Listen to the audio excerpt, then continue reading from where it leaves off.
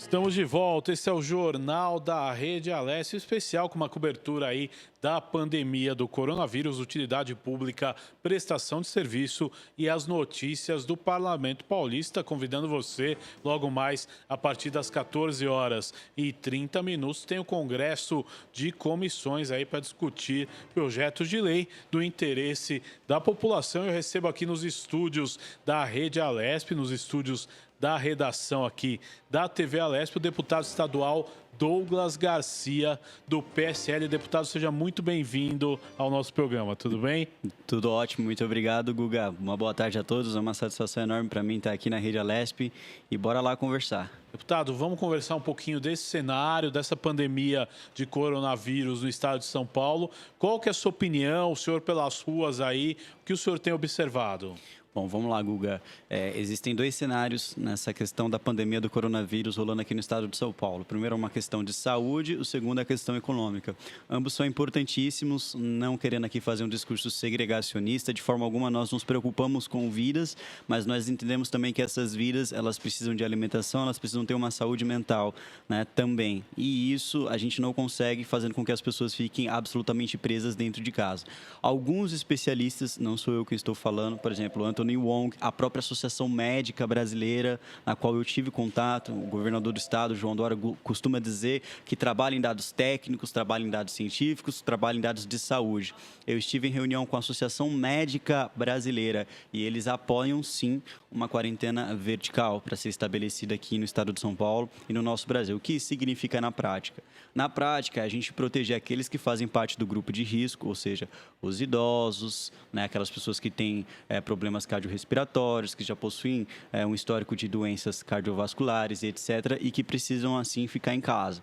E aquelas que são economicamente ativas, porque se você for parar para pensar, Guga, a população economicamente ativa, ela não faz parte do grupo de risco, né? A população que faz parte do grupo de risco geralmente já está aposentada, né? Já a população economicamente ativa não, ela tem uma resistência maior ao coronavírus. Eles sim sairiam de casa para poder trabalhar, para poder trazer o sustento e quando chegasse, teria que tomar os devidos cuidados, é claro, para não infectar o seu familiar. Aí entraria uma questão mais pessoal, entraria uma questão mais individual, uma responsabilidade individual, porque afinal de contas você estaria lidando com um ente querido da família. Então as pessoas teriam ciência disso e tomariam os devidos cuidados, né? Toda uma questão sanitária, uma questão de saúde, uma questão de conscientização.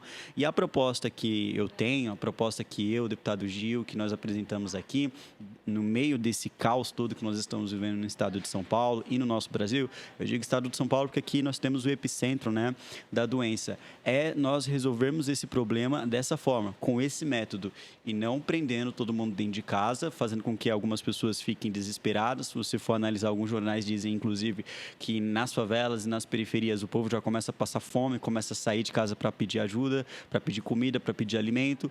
Outros casos de suicídio, como eu já também recebi, né, saúde mental, né, ou então problemas que virão futuramente, né, a questão econômica, que vai acabar quebrando o estado de São Paulo, quebrando o país. O que eu quero dizer, Guga, é que os efeitos colaterais do remédio, eles não podem ser piores do que a própria doença. Então, nós chamamos a atenção do governador que, ao nosso ver, diante de tudo isso que aconteceu, ele faltou com algumas responsabilidades, sim, foi responsável diante de algumas ações e, com base nisso, nós estamos cobrando o governador aqui na Assembleia Legislativa com vários decretos, inclusive até mesmo, Guga, se me permite dizer, com um pedido de impeachment que foi protocolado por mim e por muitos outros deputados aqui na Assembleia. Agora, deputado, é importante perguntar, o senhor falou, né, a maior função do deputado estadual é a fiscalização, né? O que o senhor apresentou de projetos, o que o senhor tem fiscalizado, o que o senhor tem apresentado no momento? O senhor falou algumas iniciativas até com outros deputados. Maravilha. Essa semana mesmo, semana que passou, protocolei um decreto legislativo que ele faz com que essa quarentena ela seja convertida em quarentena vertical. Também havia protocolado um decreto legislativo que permite que haja uma realocação de pessoas que prestaram concurso público, que não foram nomeados, ou seja, não tomaram posse, mas ficaram no excedente, porque existia um decreto que foi promulgado, que foi baixado, melhor dizendo, na época do governador Geraldo Alckmin, que proibia. Protocolamos decretos projetos também que baixam a questão da cobrança do ICMS, porque, afinal de contas, nós estamos em estado de calamidade e nós fechamos a fonte de riqueza do povo, que é o comércio, não faz sentido você cobrar um imposto tão alto desse próprio povo. Então, tudo aquilo que for necessário baixar, suspender taxas, suspender impostos, suspender impostos, eu sei que nós não conseguimos porque seria uma competência da União, mas pelo menos reduzir ao máximo é sim possível. Fazer com que os pedágios também sejam suspensos, temporariamente suspensos, taxas comerciais, como a que vem na conta de água, conta de luz, também devem ser suspensas imediatamente. Já fizemos essas indicações aqui na Assembleia Legislativa e hoje, na discussão, como você citou, que daqui a pouco haverá a partir das 14h30, que é do PR 13/2020. Nesse PR, nós colocamos um substitutivo, uma proposta, um substitutivo, para que a economia que nós vamos ter aqui na Assembleia com relação à redução do salário dos deputados e dos servidores do Legislativo seja vinculada à indicação dos deputados. Por quê, Guga? Porque nós já entendemos que o governador ele já tem um cheque em branco muito alto. Por exemplo, foi assinado o estado de calamidade e ele vai poder agora, além de remanejar todo esse dinheiro, gastar além do que estava previsto em lei orçamentária. Foi aprovado também a utilização de fundos especiais de outras instituições do Estado, o governador também vai poder mexer nesse dinheiro. Nós não queremos entregar mais um cheque em branco. Portanto, nós colocamos agora nessa proposta dessa lei para que a indicação do parlamentar venha a ser respeitada pelo Executivo. Isso vai melhorar não só uma questão de controle, também vai melhorar uma questão de transparência e também a gente vai poder dar uma resposta mais imediata à população do Estado de São Paulo, porque, afinal de contas, o Legislativo é o poder que está mais próximo do povo. Então, fica mais fácil a gente se conectar, fica mais fácil a gente conversar. O Legislativo tem ciência de onde está a prioridade nesse momento. Por quê? Porque nós viemos de diversas regiões do Estado de São Paulo. Agora, deputado, você tem andado pelas ruas, né, convivido com o seu eleitorado. Quais as principais demandas que você sente agora? Você mesmo disse, a periferia, a fome já está chegando, né? Até, de repente, antes, né, da própria doença. O que você tem sentido e quais as medidas que é possível se fazer para melhorar essa situação? Bom, como eu disse, a população tem cobrado muito a volta da atividade econômica no estado de São Paulo. Nós não podemos mais fechar as portas para isso, nós não podemos mais ignorar isso. Nós precisamos encontrar um melhor método para conseguir fazer a retomada da economia de forma segura e não tão parada quanto o governador do estado de São Paulo tem feito. Por exemplo, essa quarentena ela foi prorrogada, se não me engano, até o dia 10 de maio.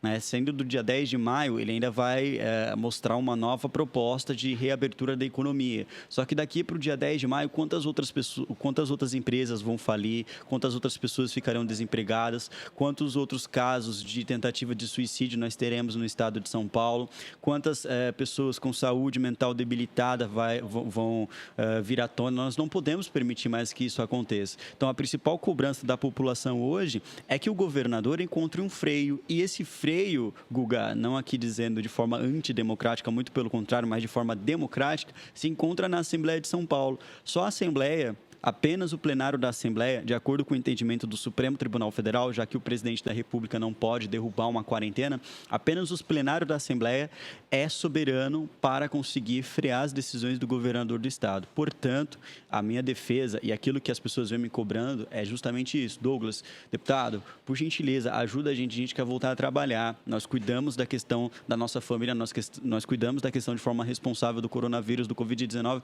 mas nós precisamos voltar a trabalhar. Esse é o principal pedido do povo, é isso que nós defendemos e nós temos diversos decretos aqui na Assembleia, basta apenas ser pautado para a gente poder pelo menos discutir. É isso que eu defendo, ainda que os deputados sejam contrários, mas pelo menos dar oportunidade para essa Casa de Leis discutir um assunto tão importante, porque nós estamos falando de 45 milhões de pessoas.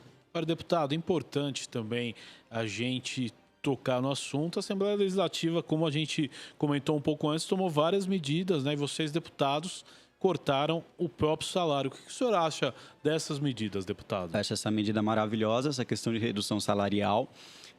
Ela vem nesse momento de encontro ao atendimento da população brasileira e, principalmente, muito me orgulha saber que a Assembleia de São Paulo foi a primeira, né, a apresentar essa proposta. A Câmara Municipal foi na frente depois, conseguiu aprovar, porque aqui a gente tem um trâmite enorme, a gente está falando de 94 parlamentares contra 55, Sim, né? regimento, etc. Exatamente, porém, a ideia surgiu primeiro da Assembleia de São Paulo. Sendo a primeira casa legislativa e o segundo maior parlamento do Brasil, né, atrás apenas da Câmara dos Deputados, nós temos sim uma proposta para apresentar ao povo de austeridade, de compromisso com a população, uma vez que nós estamos reduzindo o nosso próprio salário. Desde que, é claro, né, colocando aqui a condição de que os deputados possam fazer a veiculação desse dinheiro através de indicação, como se funcionasse uma emenda parlamentar, Guga. Por exemplo, o dinheiro foi economizado, o deputado quer enviar para determinada região para cuidar de saúde, exclusivamente de saúde, para o combate ao Covid-19. Isso funcionará da mesma forma que uma emenda parlamentar, porque, afinal de contas, esse dinheiro ele não pertence ao governo do Estado, ele não pertence ao Executivo, né? É dinheiro público, é claro, pertence ao povo, entretanto, o orçamento é previsto para ser gasto no Legislativo paulista, né? Então, ou seja, nada mais justo que os próprios deputados possam fazer essa indicação. Deputado, vamos sair um pouco do estado de São Paulo, vamos falar um pouco do cenário nacional. Tivemos aí muitas mortes no Amazonas, talvez um dos estados, se não me engano, o Ceará é outro estado que também tem uma demanda grande de casos e de mortes. Como você vê as ações do governo federal e também do novo ministro Nelson Teich? Maravilha. Eu conversei, Guga, com a Associação Médica Brasileira e eles haviam me falado muitas coisas que eu fiquei assim, eu falei, nossa, realmente essa informação precisa ser passada para o povo. O estado do Amazonas, ele já estava com a saúde extremamente colapsada. Eu sei que é uma coisa clichê as pessoas dizerem, todo mundo dizer que mas a saúde no Brasil já está colapsada, a gente não consegue um atendimento rápido, prioritário no sistema de saúde pública. Mas a coisa no estado do Amazonas já estava a um nível surreal de colapsado, né, de colapso mesmo na área de saúde. Ou seja, era esperado que o caso de coronavírus lá nesse estado, nessa região, fosse alcançar esse nível de caos que, infelizmente, está alcançando hoje. O governo federal tem trabalhado, tem dado o seu melhor para conseguir fazer o atendimento às pessoas nessas duas áreas, seja na área de combate ao Covid-19, seja na área econômica, né? O próprio ministro Paulo Guedes, ele se posicionou ontem dizendo que os servidores públicos, eles também vão ter que se sacrificar, porque afinal de contas não é justo um empresário privado, o trabalhador da rede privada, o autônomo, o trabalhador informal, todos eles ter o seu poder de compra reduzido, o Estado não conseguir mais arrecadar, não ter mais esse nível de fonte de riqueza para conseguir se manter e o próprio Estado conseguir manter o padrão do servidor. Isso não tem como acontecer. Então, ele já avisou que isso ocorrerá. De que forma? Nesse congelamento. Não haverá mais aumento para os servidores públicos, pelo menos a nível federal, né? E com relação ao novo ministro da Saúde, tenho só elogios a fazer, principalmente o fato de que é um ministro que está trabalhando bastante nessa questão de fiscalização, controle, o nível de administração do Ministério da Saúde melhorou bastante e um dos principais pontos que eu devo aqui dizer, Guga, e elogiar, é a questão da transparência com relação ao número de confirmados, de óbitos e também de recuperados, porque até então o Ministério da Saúde não divulgava o número de recuperados de coronavírus, de Covid-19 aqui no nosso Brasil, e eles passaram a divulgar a partir da posse do Nelson Teich, e acredite, são números extremamente positivos. Se de um lado você tem, jamais parabenizando ou felicitando com relação a isso, de forma alguma, mas se de um lado você tem, por exemplo, 180 mortes, né, no dia em que nós tivemos o anúncio que houve 400 mortes, do outro lado nós tivemos 1.505 pessoas que foram recuperadas, ou seja, foi o maior número desde o início da pandemia no Brasil, em 24 horas, 1.505 pessoas se recuperando. E esse tipo de anúncio não chegava à população, esse tipo de notícia não chegava ao povo. Parecia que estava todo mundo se infectando de coronavírus, de Covid-19, ninguém era recuperado e o Brasil ficava nessa bolha crescente, porque à medida que o número de infectados cresce, e depois eles se recuperam, não subtrai, permanece ali. O Brasil teve 100 mil infectados. né? Aí, por exemplo, estou dando um exemplo. Aí pega mais 10 mil da outra semana. Na outra semana não vai ficar... e esses 10 mil se curaram. Na outra semana não vai ficar 100 mil, vai ficar 110 mil. Muito embora 10 mil já tenham se curado. Você entende o que eu quero dizer? Então, a gente precisa passar informação para o povo de que o coronavírus é uma doença que ela pode ser combatida e que os resultados não estão sendo negativos. O Brasil ele tem lidado bem, sim, com o coronavírus, porque é um país continental do tamanho do Brasil, está em 11º lugar com o número de pessoas contaminadas. Não é uma coisa extremamente lamentável. É ruim, sim, que nós tenhamos mortes, que nós tenhamos... ruim, o mundo inteiro passa por isso. Exatamente. Né? Não é só... mas o Brasil, e nós temos aqui algumas condições que, graças a Deus, nos permitem, que nós somos abençoados, que é uma questão do clima, a nossa população é uma população jovem, né? Então, isso impacta menos do que se comparado aos Estados Unidos da América. E, graças a Deus, o ministro ele trouxe essas informações para a gente, está tendo mais esse nível de transparência e o governo Bolsonaro tem trabalhado bastante para conseguir ajudar a população. Agora, deputado, o senhor como líder, como formador de opinião, passado tudo isso, né, a parte, como todo mundo diz, a parte da ciência. E é uma crise mundial isso, não é só o nosso país que está sendo afetado. Como enfrentar, né, a volta do crescimento, do desenvolvimento econômico, que sem dúvida nenhuma o povo brasileiro ele tem esse fator de superação, né? Então, como, na sua visão, o brasileiro pode sair dessa crise o mais rápido possível? Quais os fatores para que ele saia mais rápido? A agenda liberal, Guga, eu não sou formado em economia, né, antes de qualquer outra coisa, mas eu acredito firmemente na agenda liberal, ou seja, na liberdade de mercado, falando em liberalismo de mercado mesmo. Ela precisa ser muito aplicada no pós-pandemia, extremamente aplicada.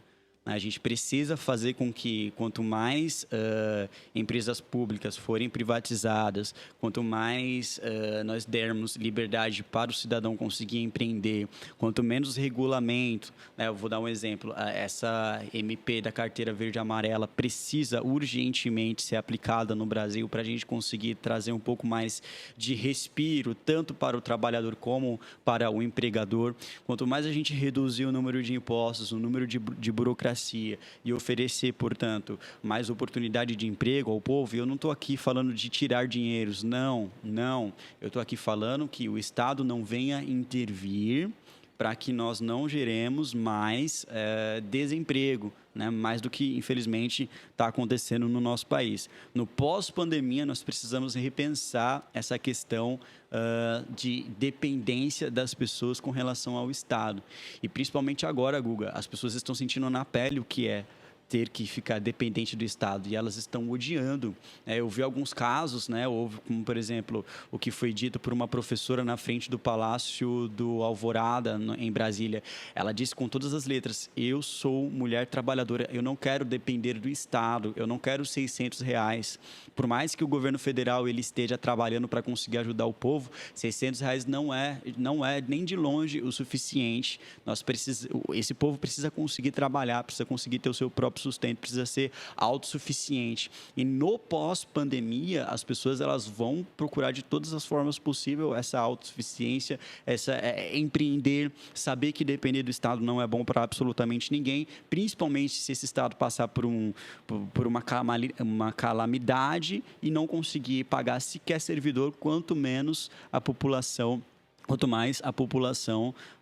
que, nesse caso, não deveria depender do Estado para conseguir sobreviver.